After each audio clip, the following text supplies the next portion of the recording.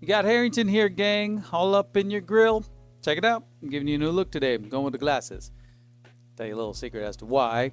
I've been working all day and I'm tired, so without the glasses, you can really tell that I'm tired. Not good. And well, listen, there's just no nice way to say it. That's on you. I mean, I'm still waiting for you guys to do the honorable thing with the likes and the comments and the sharing. I guess I'll just keep waiting. That's between you and your conscience. But I digress. So we are here on part 2 of a 3-part series based on litigation. We're breaking down the stages and the costs of those different stages. And today it's about the showtime phase of the litigation process. We call it the judgment phase. 2 ways to get a judgment. You can get it through what's called a summary judgment. We're going to talk about that. You can also get it by going to trial. And somebody's going to win, somebody's going to lose, or it's going to be a combination of both things, which is very common. So let's get it. Our Practice Makes Perfect is the podcast for business owners and real estate investors, siempre con un cariño especial para los clientes extranjeros. Part 1. Summary judgment. All right, what is that? Summary judgment is a way to shorten the lawsuit. It's a way to avoid going to trial. It's only available in certain circumstances. What circumstances might be those? Well, when there are no material issues of triable fact. Sorry for the jargon. Let me just give you an example. So if your dispute is about a contract and nobody disagrees that there's a contract and the only disagreement is about how to interpret the contract, well, that would be a good case, a traditionally good case for a summary judgment because, you know, you're each going to give your explanations of what you think the contract means and the judge will decide.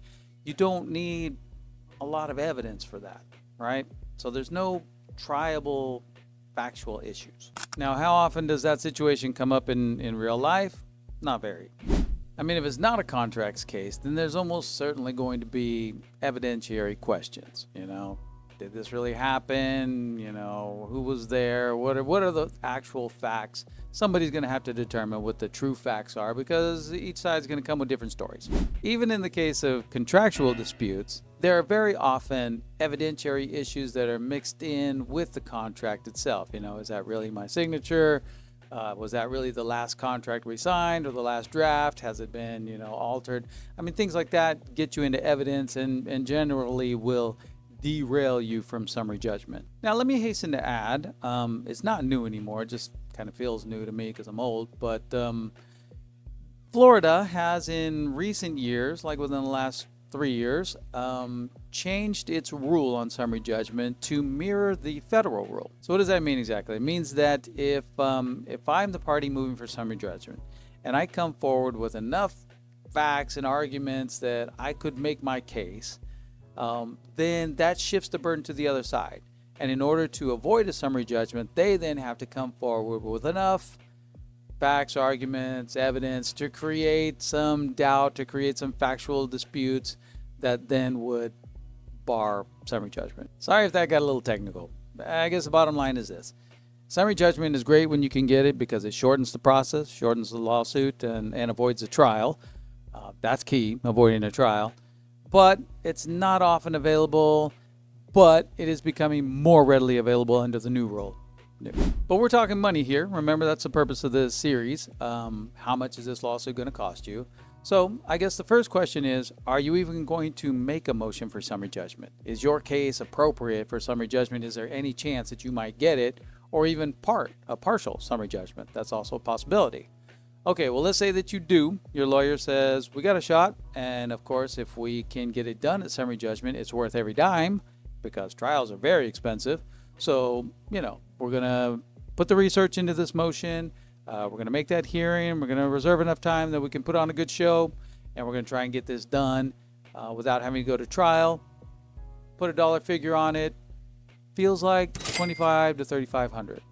Something like that. Part 2. You go into trial. You couldn't get it done at summary judgment, or you couldn't get it all done at summary judgment. So you're going to trial. 2 possibilities. You could be going to a bench trial, or you could be going to a jury trial. Let's start with a bench trial. What is that? It means that there's no jury. It's going to be just the lawyers, the clients, any witnesses that you might call, and the judge.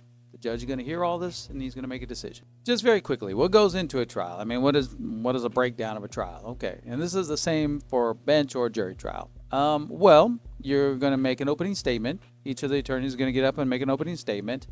You're going to then go into what's called the evidence phase, where you're going to put on your witnesses and you're going to introduce your exhibits.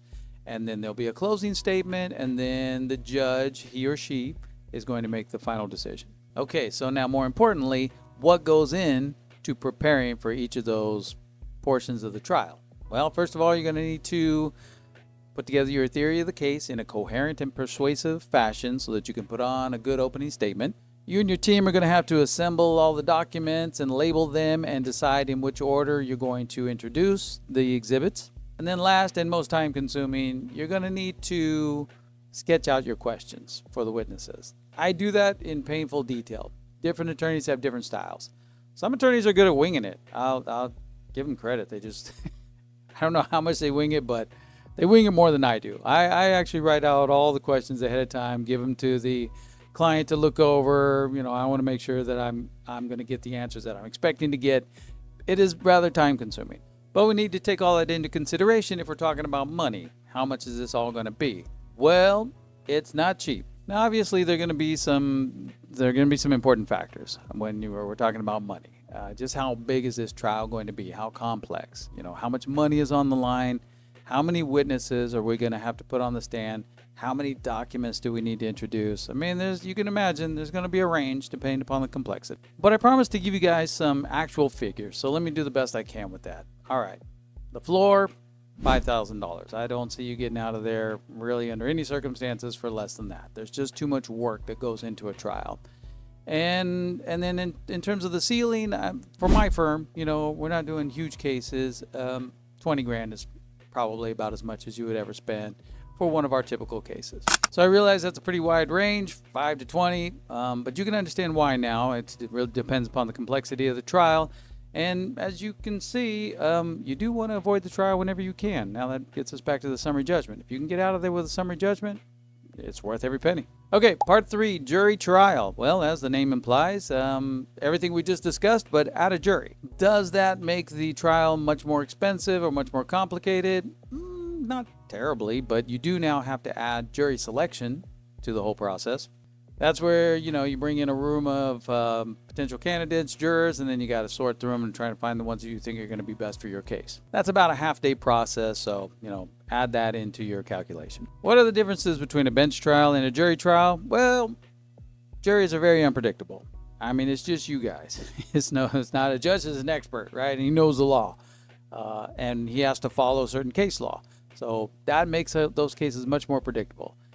When you get a jury of just people off the street making the decision, wild things can happen. It brings in a little dynamic of theater, you know. I think I mentioned in my last episode that tears can be very powerful with a jury. Boy, can they be powerful. I lost a trial or didn't get the result I was hoping for based strictly upon the fact that the old man from the other side got on the stand and cried, and the jury ate it up. Here's another thing, a little righteous indignation. You know, you're going to see attorneys being more demonstrative, more theatrical with a jury, far more than what they're going to be with a judge normally. Although there's some attorneys that are just theatrical all the time. Yeah, but you know, you can sell it. I mean, you can sell a jury. I mean, if you really feel the outrage, this is just unbelievable. Yeah, lay people will buy that. Judges are not supposed to.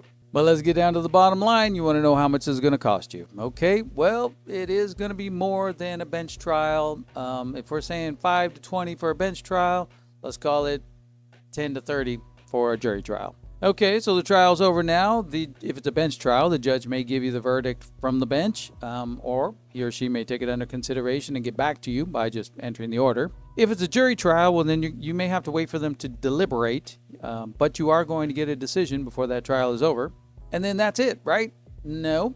The show is over, but there's far more to the story. If you win, well, you celebrate, but you're not taking a check to the bank just yet. And by the same token, if you lose, well, you're not happy about it, but let's have a look at those transcripts. Let's think about the way the judge handled the trial, and let's consider whether or not appeal is warranted. But that's just a little precursor for next time. Next time we're going to talk post-judgment, and that will be the final installation in our 3-part series.